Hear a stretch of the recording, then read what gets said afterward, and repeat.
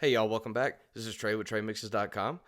Friendly reminder, go over to TreyMixes.com and sign up for the subscription list, mailing list, so you can get your free private videos and exclusive ebook just to subscribers regarding saturation and ways I like to use it to improve mixes. And today we're going to be back talking about more vocal enhancing tricks that maybe you haven't considered. And in this case, we're going to do something that's going to be really funny sounding, but it's something that I started doing to really help bring forward vocals, get them to push through a mix a little bit better. If you ended up with a track that was a little thin on the recording, or you just had a single track and maybe it wasn't as quite up to the quality of recording you'd like it to be, but that's okay. There's all kinds of ways to get around some of that and still get a good pro-sounding vocal. So we're going to listen to this song again and have a listen to the vocal, and we're going to break down this one small little trick that's going to help push forward thinner tracks. The sunrise was good to me.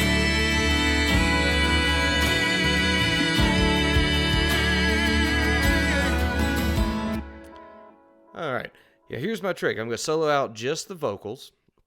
This is going to be real simple and easy, and I promise there's things on your DAW that you can do this with. But it's going to sound really funny. I just want to preface that. So let's solo out these three, which is my lead vocal, and then 2 direct copies. Direct copies. No delay, nothing strange or weird done to it. It is a direct copy. And they're stacked right on top of each other. So let's listen to these. The sunrise was good to me.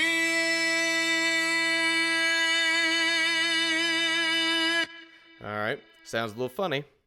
What we're doing here, I'll solo just these 2 that we copied so you can see what's happening.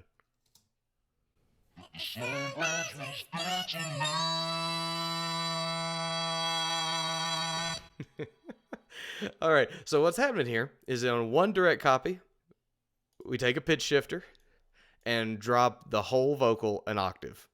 Full mix, it is just, without anything else happening to it, pitch shifted down a whole octave.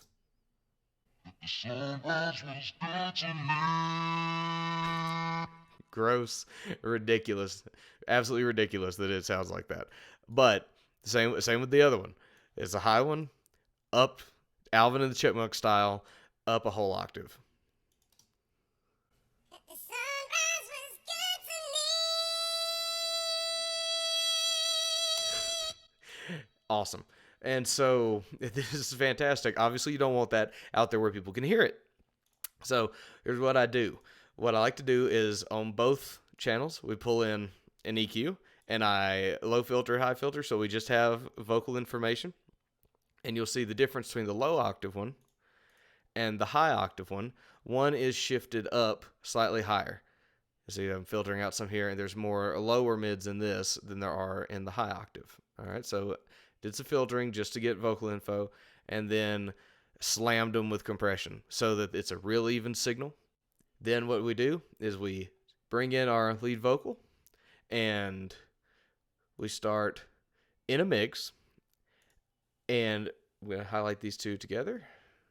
And when we start listening to the mix, I'm going to bring them in to where you can hear them, and then we're going to pull them back down to where you can't. And we'll see how that makes sense in a minute. The sunrise was good to me.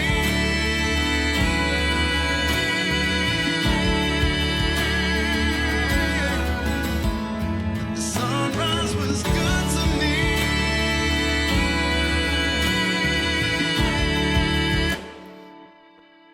Okay, I brought it up to where I could hear it. You start hearing Alvin start to poke through and the vocal muddy up a little bit. So I pull them back down to under where you can hear them.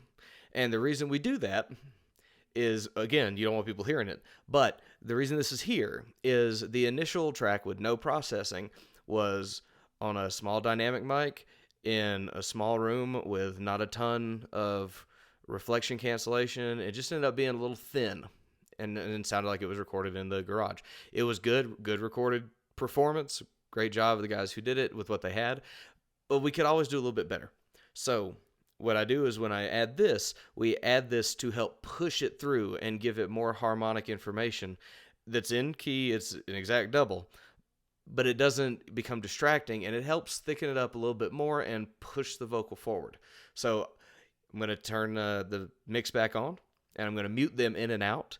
And hopefully you can kind of hear. It's going to be really subtle. I hope you're listening on good headphones or speakers. But you can really hear how the vocal kind of jumps up just a little bit and then disappears a little bit when they're taken away. So listen to this. The sunrise was good to me.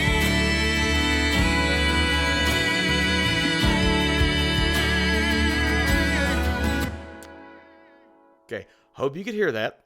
Back it up a couple seconds and let's do it again if you wanted to try one more time. But that is the difference between some really pro sounding stuff and some more amateur sounding stuff. Is little things like this that you don't just have to take what you were given. You can do things to help manipulate it, make it a little bit better, not dramatically, not ridiculously, not manipulatively, but subtly in such a way that it sounds better, but people don't know that you've got a million vocals here and they sound like the Chipmunks or a really drunken hoarse bass opera singer. So that's one way to thicken up your vocals. Would you have a thin one and help push them into your mix a little bit better? Thanks a ton. Have a wonderful day. Leave any questions and comments below the video. Check out this band. They're fantastic. This is a really, really, really cool song. Mix turned out really well. Band full of friends of mine called Drawn Together. They'd appreciate it. I'll leave all the links in the description. Go sign up for the mailing list. You guys have an awesome, awesome day.